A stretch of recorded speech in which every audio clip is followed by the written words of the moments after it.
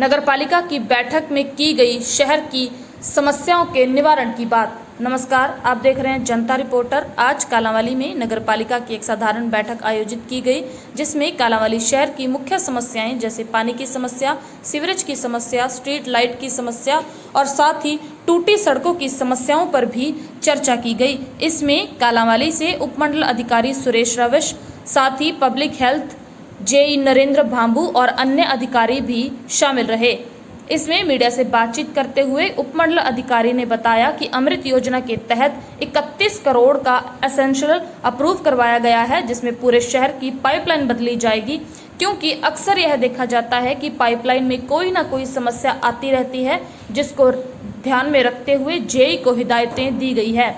साथ ही उपमंडल अधिकारी ने बताया कि स्ट्रीट लाइट का कनेक्शन एक स्विच पर करने की भी बात की गई है। इसके साथ साथ शहर के पार्कों की हालत में भी सुधार करने के लिए प्रयास किए जाएंगे और साथ ही दिव्यांगजनों के लिए जो पार्क बनाया जाएगा उसमें स्पेशल फीचर्स भी ऐड किए जाएंगे। उपमंडल अधिकारी ने बताया कि नगरपालिका में जितने भी विकास कार्य हैं उनको शीघ्र से शीघ्र करने के प्रयत्न किए जाएंगे और बाकी समस्याओं को ध्यान में रखते हुए 1 महीने के बाद फिर से एक मीटिंग आयोजित की जाएगी। क्या क्या मुद्दे रखे गए और क्या क्या समस्याएं लोगों के सामने आई जो आपने उनका निवारण किया? देखिए, आज नगरपालिका की एक साधारण बैठक आयोजित की गई थी, जिसमें शहर की जितनी भी मुख्य समस्याएं हैं उसके बारे में चर्चा की गई थी।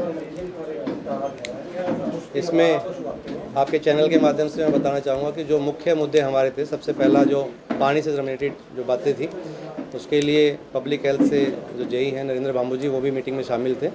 उनको अवगत कराया गया है कि किस प्रकार से कहाँ जो समस्याएं वार्ड वाइज हमारी आ रही हैं। उन्होंने बताया कि अमृत योजना के तहत पॉइंट 2 में उन्होंने जो है 31 करोड़ का एस्टीमेट सेंक्शन करवाया है, जिसके तहत सारी नगरपालिका कालांवाली क्षेत्र की जो पाइपलाइनें हैं चेंज की जाएंगी, क्योंकि काफ़ी पुरानी पाइपें हैं, पतली पाइपें हैं और कई जगह से लीकेज की भी शिकायतें लगातार आती रही हैं।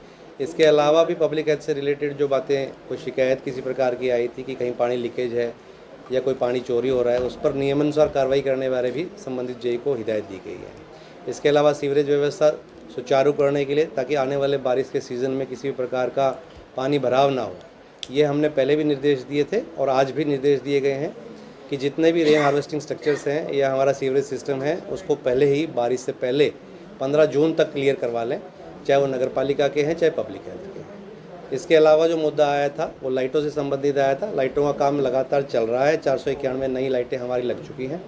इसके अलावा भी हम लाइटें लगा रहे हैं।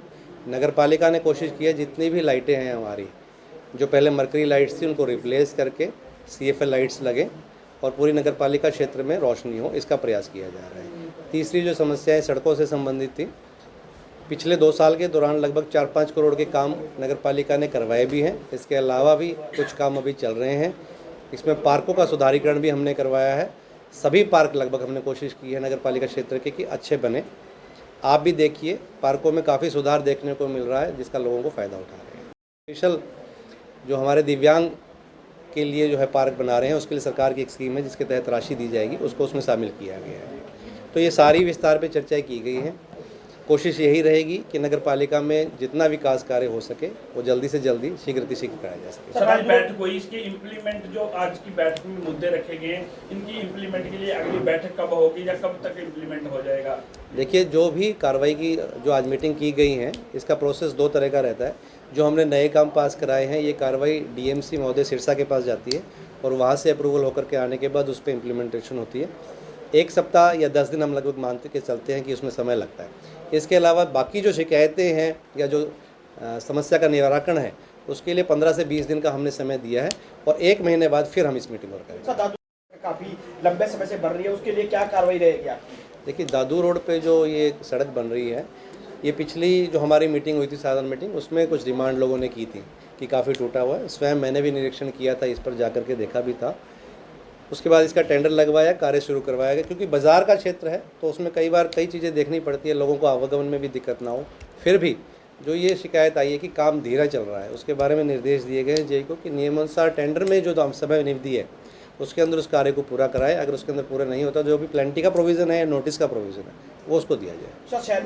देखा जा रहा है कि बेड सूट लगाकर लाइटें छोड़नी पड़ रही है। कहीं ना कहीं बारिश का मौसम आता है तो करंट लगने की भय लोगों में देखा भी गया है कि करंट लगा है। तो इसको लेकर ऐसा क्यों नहीं किया जा रहा कि एक ही स्विच पर सभी लाइटें शहर की चले और मीटर के द्वारा चले, ऐसा क्यों नहीं हो रहा? ये जगदीश जी बहुत अहम मुद्दा आपने उठाया, बहुत ही ज़रूरी ये मुद्दा है। क्योंकि कालावाली क्षेत्र में जो लाइटें पहले लगी हुई थी, जैसा कि मैंने अभी आपको बताया, अभी हमने पुराना टेंडर इसी वजह से रोका था कि जो लाइटें लगी हुए हैं, स्विच बोर्ड लगे हुए हैं, वो इंडिविजुअल्स लगे हुए हैं। जब हमने जा कर के देखा तो यही शिकायतें आई कि ये लाइट तो मैंने खुद लगा रखी है, इसका स्विच बोर्ड मेरा खुद का है।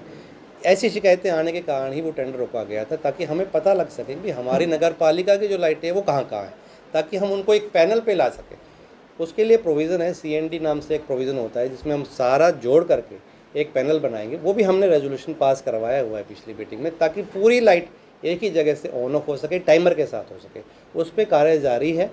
और जैसे मैंने अभी आपको बताया कि निर्देश दिए गए जेई को, आम लोगों से भी अपील की गई है कि आप उनका सहयोग करें, ताकि ये सारी लाइटें हमें पता लग सके हमारे पॉइंट्स कहाँ कहाँ हैं, और उसके बाद उसको इम्प्लीमेंट किया जाएगा।